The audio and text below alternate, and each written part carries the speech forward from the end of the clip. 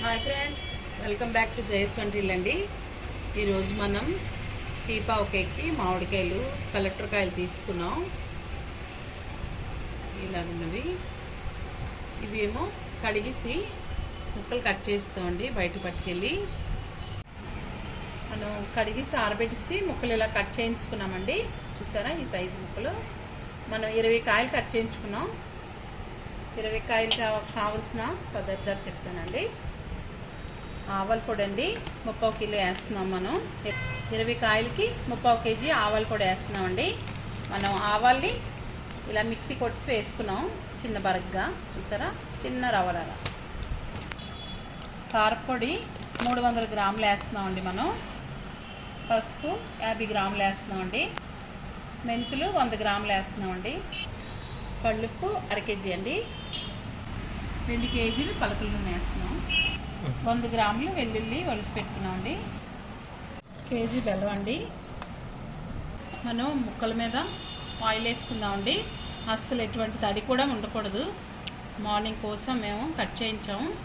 ఇప్పుడు వేస్తున్నాం ఆరబెట్టేసాక కొద్దిగా ఆయిల్ వేస్తున్నాం అండి. ఇలా ఆయిల్ వేయడం వల్ల మనకి ముక్కలు పీకిపోకుండా ఉంటాయి అన్నమాట. మనం ఇలాగా ఆయిల్ పట్టినవి వేరే దాంట్లో మార్చుకుంటామండి. డబ్బాలో మొత్తం అన్నీ ఇలాగే మనం ఆయిల్ పట్టించుకుందాం. బెల్లం వేస్తున్నాం అండి. బెల్లంలో ఫస్ట్ మనం బెల్లం వేసుకున్నామండి. ఇప్పుడు పళ్ళు వేసుకుందాం. పసుపు వేస్తున్నాం అండి.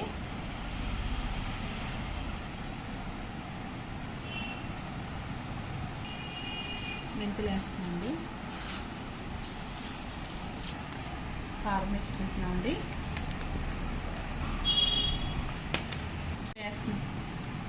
ఆవాలు కూడా వేస్తున్నామండి. వెల్లుల్లి కూడా వేసుకుంటున్నామండి. మొత్తంగా కలిపేసుకోవాలి ఒకసారి.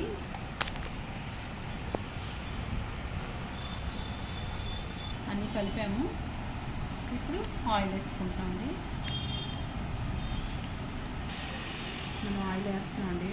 ఒక ప్యాకెట్ ఆల్రెడీ వేస్తాము. రెండో ప్యాకెట్ కూడా వేస్తున్నాం. కొద్దిగేసి ముక్కలు వేసుకుందామండి. మనం ఆయిల్లో తడుపుకున్నాం కదా, అవన్నీ ముక్కలు.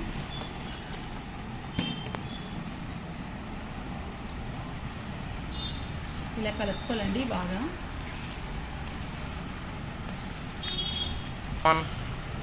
కలుపుకున్నామండి ముక్కలు మంచిగా. మళ్ళీ వంట చేద్దాం బాగా. ఇప్పుడు ఈ ముక్కలండి ఈ డబ్బాలో వేసుకోవాలి. అంటే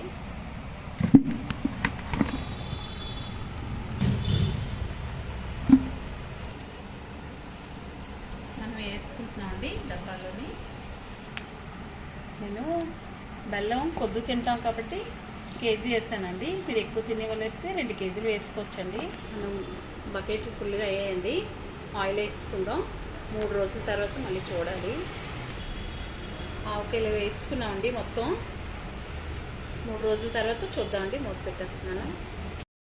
మనకి చక్కగా ఆయిల్ పైకి వచ్చిందండి. ఊరిపోయే ముక్కలు చూసారా ఎంత బాగా ఊరాయో. ఇవి ఇప్పుడు మనం ముక్కలు ఇలా తీసుకొని ఎండబెట్టుకోవాలండి. మీకు కొద్దిగా చేసుకుంటే ఇలా ఉంచుకోవచ్చండి. లేదంటే ఎక్కువైతే మరి ఎండబెట్టుకోవాలి. ఇలా తిన్నా బాగుంటాయి ముక్కలు. మనం ఇలాగా ఈ చిల్లీలు దాంట్లో తీసుకొని ఇలా తీసుకోనండి. చిల్లీల దాంట్లోకి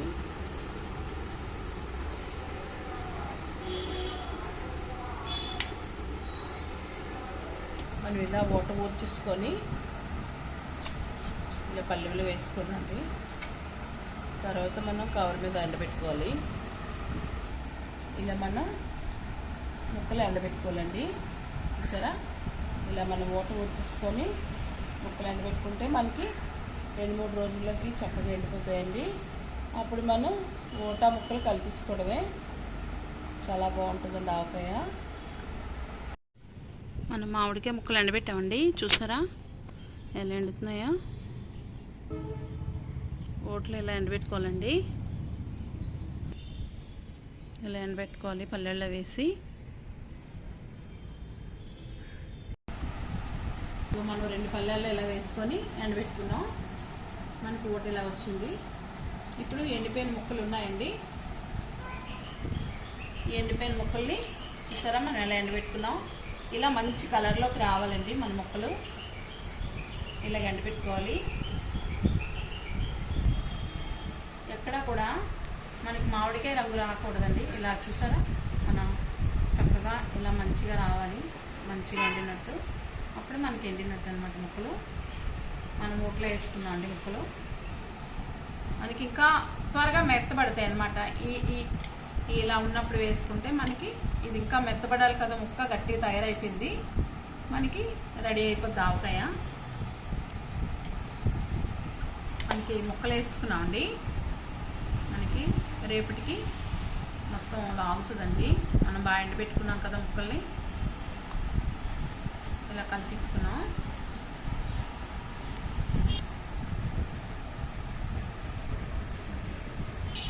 డబ్బాలోకి వేసుకుంటున్నామండి మనం. ఇదిగోండి మనం పల్లెల్లో ముక్కలు వేసుకున్నాం కదా ఓట్లోని, మనం ఈ డబ్బాలో వేసుకున్నామండి. ఇలా వచ్చింది మనకి. రేపటికి మొత్తం ఊరుతుంది, బాగుంటుంది. చూపిస్తాను, చూద్దామండి. మనకి చూసారా మరుసటి రోజుకి ఎలా ఊరిందో ఆవకాయ. మనం ముక్కల ఊట కలిపి బకెట్లో వేసుకున్నాం కదా, చూడండి ఎంత బాగా ఊరిందో. ఆయిల్ బయటకు తేలింది. మనం ఇప్పుడు కప్పులో వేసుకున్నామండి.